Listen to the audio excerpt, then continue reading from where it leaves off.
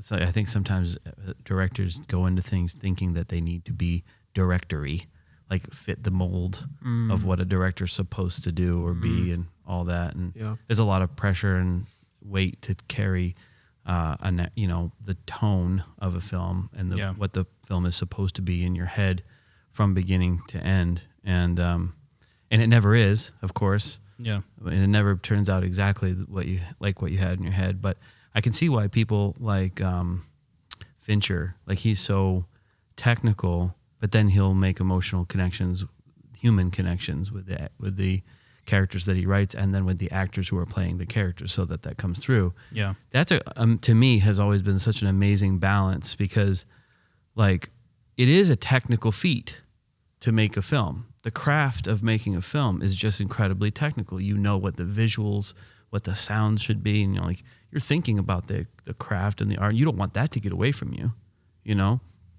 I know that there are those directors that are just like, no, I leave that to the technicians, and I just dial in with, like Clint Eastwood's that way. He's an actor's director. He just leaves that to the technicians, and he gets in there with his actors, and he won't even yell action. He doesn't want anybody's blood pressure to go up. He just does. He look at the frame?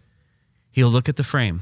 His DPs know there's certain slots of time when they show him the frame, and he says, "Yeah, looks good, whatever." I mean, this is why he comes in under budget and on time. Like, he doesn't obsess over the technical side. So I know that there are those, and I appreciate from that. his background. It makes perfect sense. Yeah. I appreciate that. That's not me. Like, I do obsess about the technicals. And I can see why people would. I'm like, I want it to look right.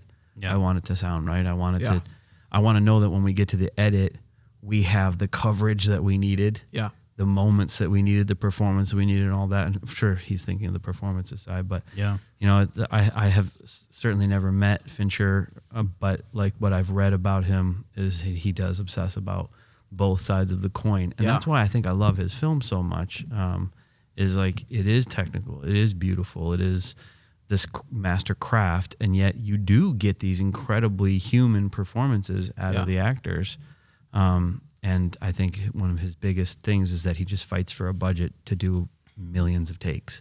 That is pretty fascinating about him, that he is he's just generally a perfectionist, and he looks for it and is willing to do take after take and has a lot of patience for that, which is pretty amazing. But then, that he still does connect to the emotion, even though he's so focused on the technical. Yeah. It's pretty fascinating. Like, I don't see that in everyone, He definitely has a style of following a single character with his camera, so you kind of get locked in to a person, which I really like, and it's sort of opposite of the way I think about laying out or blocking scenes, or what I would consider my style of directing. I really like when you're not thinking about the camera, you're free to look anywhere.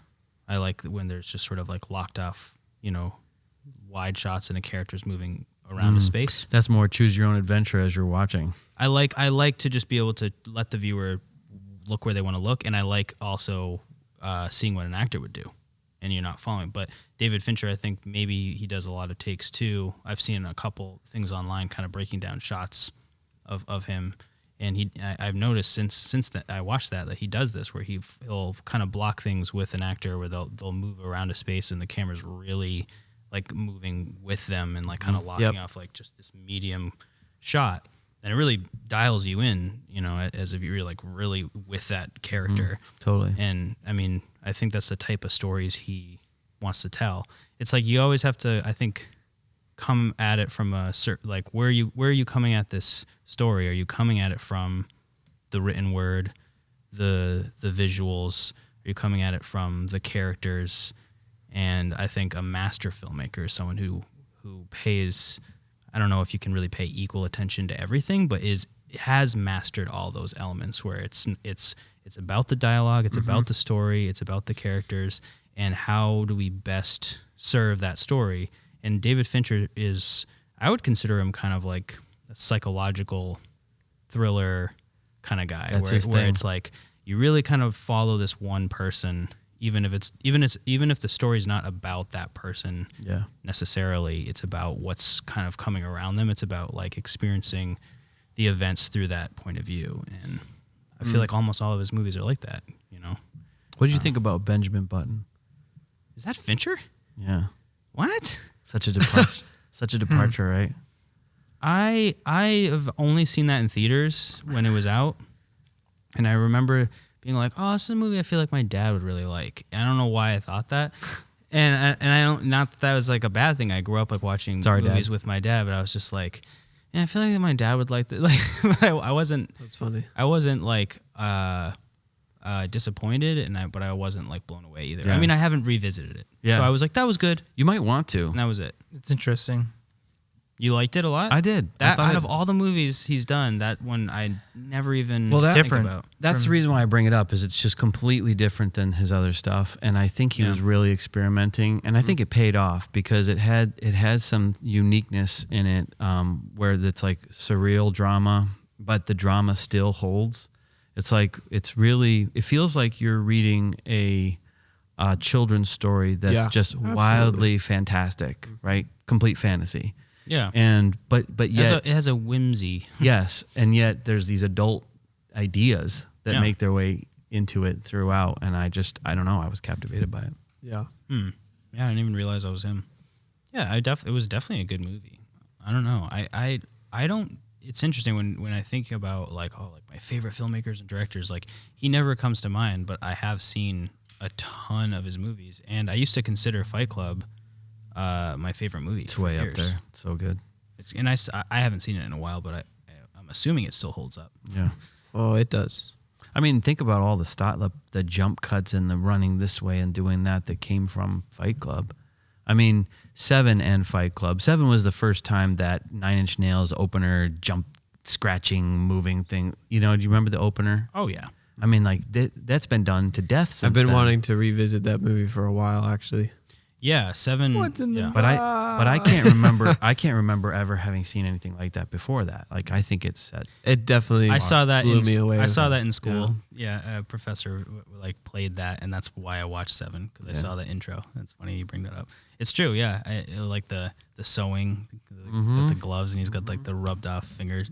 Like, it's so brutal. creepy. Yeah. Yeah, Fight Club, that whole intro with like. Totally. With the Chemical Brothers soundtrack, Totally. and like it's 1999, and like the CGI and like effects and everything, like they look so good. They were Like good. I remember being blown away by that, where it's like good. zooming off of like the sweat in his head, and then coming all the way over down the barrel of the gun. Yeah, and then it's he's so in intense. focus, and his eyes are looking down the barrel. Yeah, that's just Great opener. Something about there's something about the way he tells the story, like through like visual montage. There's so many moments in Fight Club that just have this like music video like style to them. I love it. I feel like you guys, Jed and Mike, tend to be more. You more follow directors than you do like